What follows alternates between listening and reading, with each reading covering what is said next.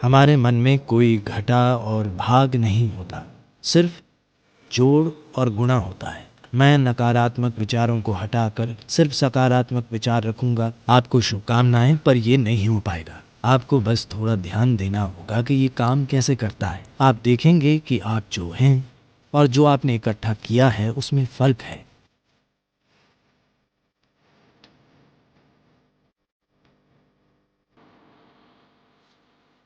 देखिए, जिस तरह ये सवाल पूछा गया है और जैसे इसका आम तौर पर उत्तर दिया जाता है, उससे लोग सोचते हैं कि नकारात्मक और सकारात्मक विचार जैसा कुछ होता है।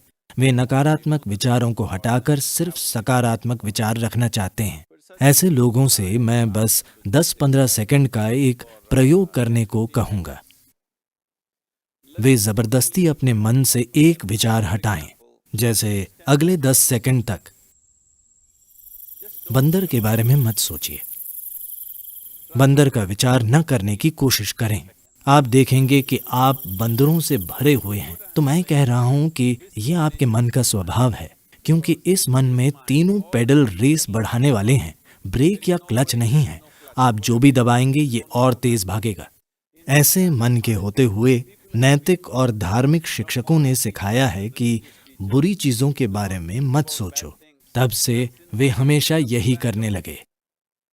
आप मन को ऐसे बिल्कुल नहीं संभाल सकते। इसके लिए आत्मज्ञान जरूरी नहीं है। अगर आप 2 मिनट आंखें बंद करें तो आप जान जाएंगे कि आप इस मन के साथ कोई जबरदस्ती नहीं कर सकते।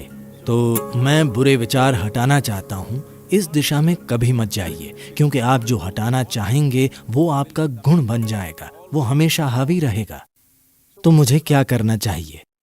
बात यह है कि मन की बुनियादी प्रक्रिया को समझे बिना, क्योंकि हमारा मन, इंसानी मन, धरती का सबसे जटिल कंप्यूटर है। सभी सुपर कंप्यूटर्स भी इसी से निकले हैं। अब ऐसा है तो क्या ये जरूरी नहीं है कि हम इसके काम करने का तरीका समझें?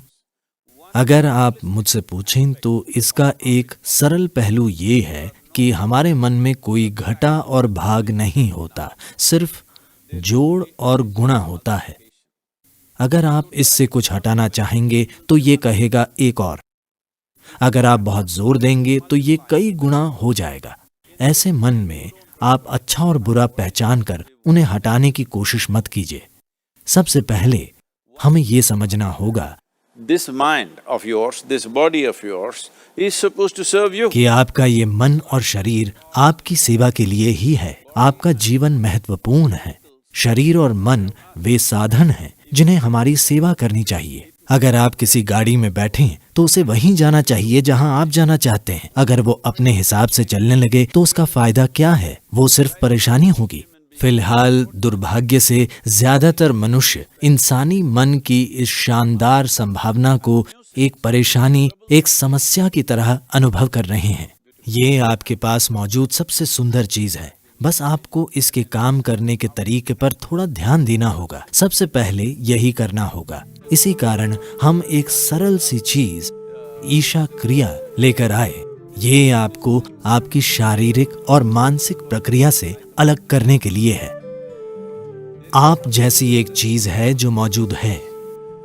ये आपके सभी विचारों और भावनाओं और शारीरिक प्रक्रियाओं का जोड़ नहीं है। आप इन सब से परे हैं। अगर आप अपनी आंखें बंद कर लें तो कुछ नहीं दिखता, पर आप मौजूद होते हैं। आप अपनी आंखों की खिड़की से बाहर देखते हैं, पर आंखें बंद कर लेने पर आपका अस्तित्व खो नहीं जाता। आपका अस्तित्व तब भी होता है। तो अपने विचारों और भावनाओं से परे भी आप मौजूद हैं। So that you, the life that you are, this has to come into your experience. तो जो जीवन आप हैं उसका अनुभव करने की जरूरत है। ऐसा क्यों है कि अपने होने के सबसे महत्वपूर्ण पहलू को आप अपने अनुभव में नहीं आने दे रहे? फिलहाल हमारे जीवन का सबसे महत्वपूर्ण पहलू है कि आप और मैं इस समय जीवित हैं। बस यही है। मैं क्या सोच रहा हूँ, आप क्या सोच रहे हैं, ये महत्वपूर्ण नहीं है। हम इस समय जिंदा हैं, यही महत्वपूर्ण है। तो ये महत्वपूर्ण है कि आप अपने भीतर बुनियादी जीवंतता पर ध्यान केंद्रित करें। तब आप देखेंगे कि आप और आपकी विचार प्रक्रिया के बीच एक दूरी आ गई है। अपनी मानसिक प्रक्रिया और शारीरिक प्रक्रिया से दूरी बना लेना, यही कष्टों का अंत है, क्योंकि इंसान केवल 2 तरह के कष्टों से गुजरता है, शारीरिक कष्ट और मानसिक कष्ट। जब आप खुद के और मन के बीच, खुद के और शरीर के बीच थोड़ी दूरी बना लेते हैं तो ये दुखों का अंत है। इसे हर मनुष्य को जानना और समझना होगा, नहीं तो आप सोचते रहेंगे मैं बुरे विचार हटाकर सिर्फ अच्छे विचार रखूंगा।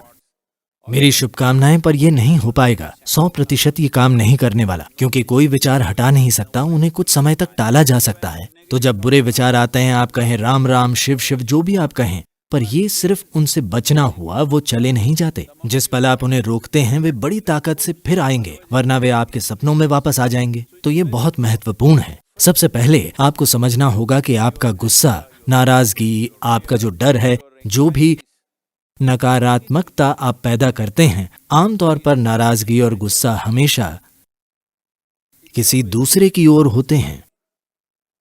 पर हमें समझना होगा कि ये जहर हम खुद पी रहे हैं और दूसरे के मरने की उम्मीद कर रहे हैं। सौभाग्य से जीवन ऐसे काम नहीं करता। अगर मैं जहर पीता हूं तो मैं मरूंगा, मेरे जहर पीने पर आप नहीं मरेंगे। तो हमें यह समझना होगा, जहर से मेरा मतलब है आज आप इसकी जांच करा सकते हैं। फिलहाल आपका खून कैसा है? फिर 5 मिनट तेज गुस्सा करें और अपने खून की जांच कराएं। उसमें कई नकारात्मक तत्व होंगे।